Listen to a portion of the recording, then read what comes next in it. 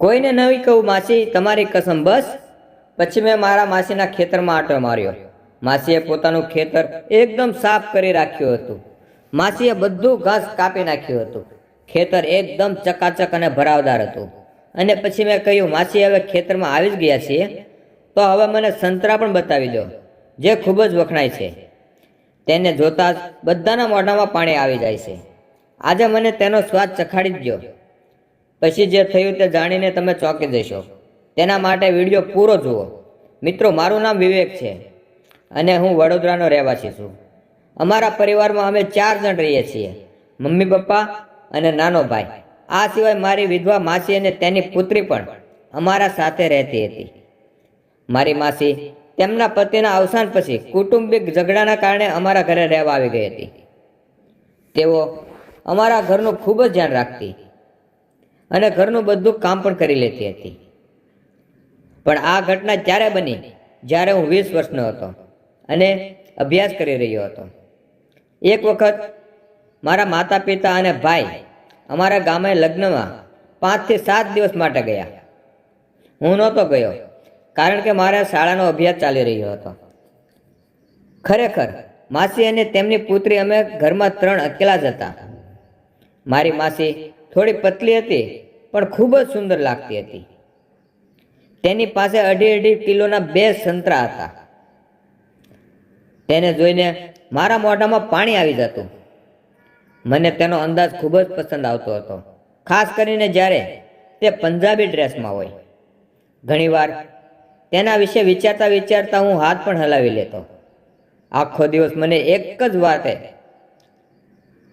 વિચાર આવ્યા કરતો કે મને એ મોકો ક્યારે મળશે, મારું નસીબ ક્યારે ખુલશે. જ્યારે મારા પિતા લગ્નમાં ગયા ત્યારે મેં અને માસી એકલા બેઠા હતા. ત્યારે માસીએ મારી સાથે મળીને રાત્રે ભોજન કર્યું અને સાથે જમતા જમતા એણે કહ્યું કે તમારા રૂમમાં સીડી પ્લેયર છે ને, તે મને એક સારી મૂવી જોવા આપો. અને મેં એને સીડી પ્લેયર આપી. સારી મૂવી સીડી પ્લેયરમાં ચલાવી આપી. પછી હું પલંગ પર શાંતિથી સૂઈ ગયો.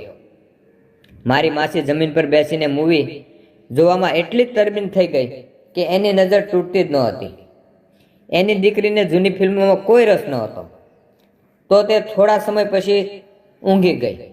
હવે રૂમમાં માત્ર હું અને માસી જ હતા. અને આ રીતે એકલી બેઠેલી જોઈ મને અંદરથી કંઈ બીજો જ અનુભવ થવા લાગ્યો. મનમાં ઈચ્છા તો ઘણી હતી અને તેની સાથે બેસી કંઈ વાત કરું, પણ જાણે શબ્દમાંથી કંટાળીને માથું પાછું ફેરવી લે એમ હું ચૂપચાપ પલંગ પર પડ્યો રહ્યો. ફિલ્મ ચાલી રહી હતી અને રાતના 2 વાગી ગયા હતા.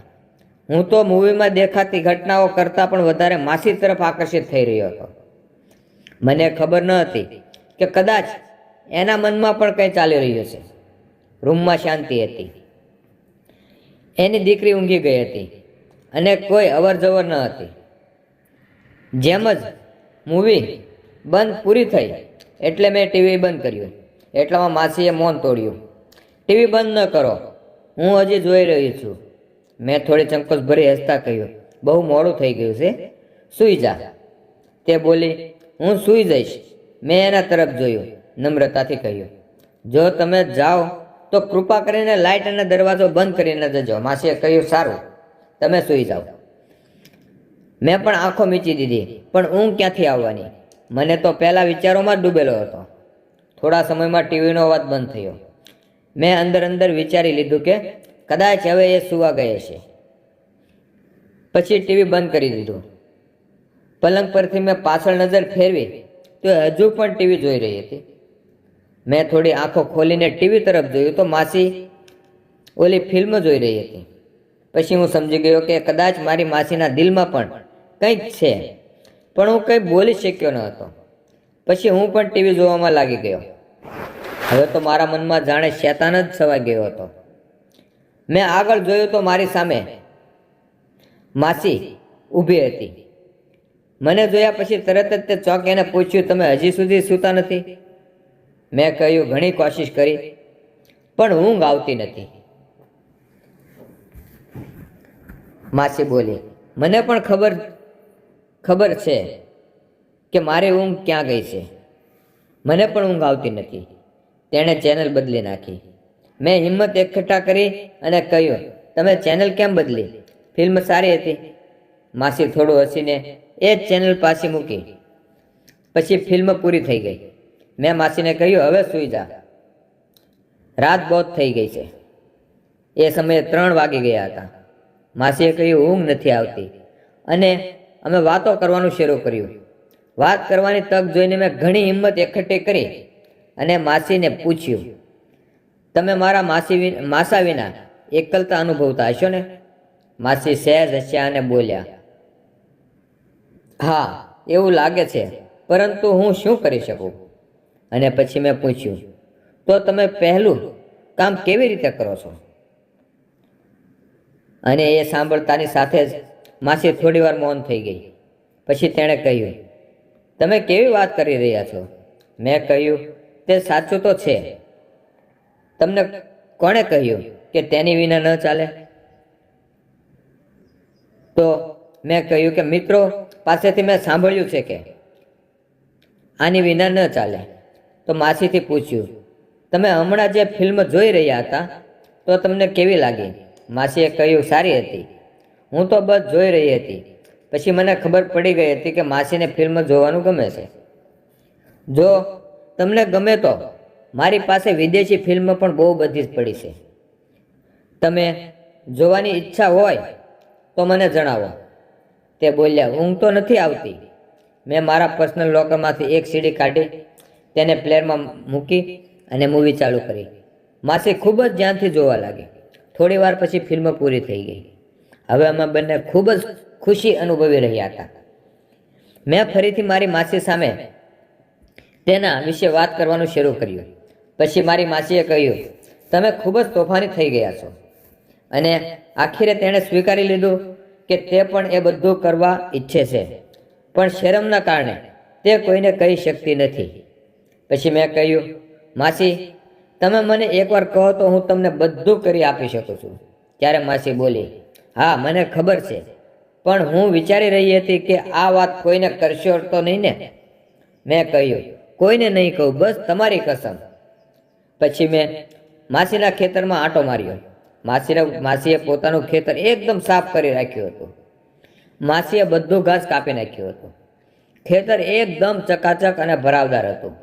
અને પછી મેં કહ્યું, માસી, હવે ખેતરમાં આવી જ ગયા છીએ તો હવે સંતરા પણ બતાવી દો, જે ખૂબ જ વખણાય છે. તેને જોતા જ બધાના મોઢામાં પાણી આવી જાય છે. આજે મને તેનો સ્વાદ ચખાડી ગયો.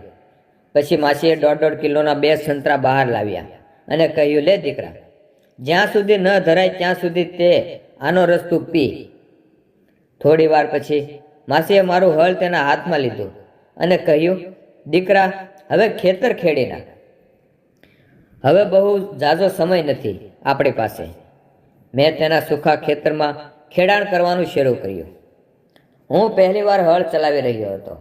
આની પહેલાં મેં ક્યારેય પણ હળ ચલાવ્યું ન હતું. અને હળ ચલાવવામાં ખૂબ જ મહેનત કરવી પડતી હતી, કારણ કે મારી માસીનું ખેતર ખૂબ જ સૂકું હતું અને હું પણ નવો હતો. પણ બીજી વાર મારી માસી મને ખેતર કેવી રીતે ખેડવું તે એણે શીખવ્યું, કારણ કે તેને અનુભવ હતો. પછી લગભગ 30 થી 35 મિનિટ સુધી એક ધારું હળ ચલાવ્યું. પછી હું થાકી ગયો અને માસી પણ થાકી ગયા. હવે અમે બંને સૂઈ ગયા અને સવારે 8 વાગ્યે જાગી ગયા. પછી માસી બહાર ગયા, નાહી ધોઈને ફ્રેશ થયા. એટલામાં મારા મમ્મી પપ્પા આવી ગયા. પછી હું શાળાએ ગયો. પરંતુ તે પછી મારા માસીની જવાબદારી પણ મારી બની ગઈ અને અમે બંને ઘણા વર્ષો સુધી સાથે રહ્યા. તો મિત્રો, આ સ્ટોરી વિશે તમારે શું કહેવું છે? કોમેન્ટમાં જરૂરથી જણાવજો. વિડીયો ગમ્યો હોય તો લાઈક અને ચેનલને સબસ્ક્રાઈબ કરવાનું ભૂલશો નહીં. મળશું ફરી નવી વાર્તા સાથે. ત્યાં સુધી ગુડ બાય.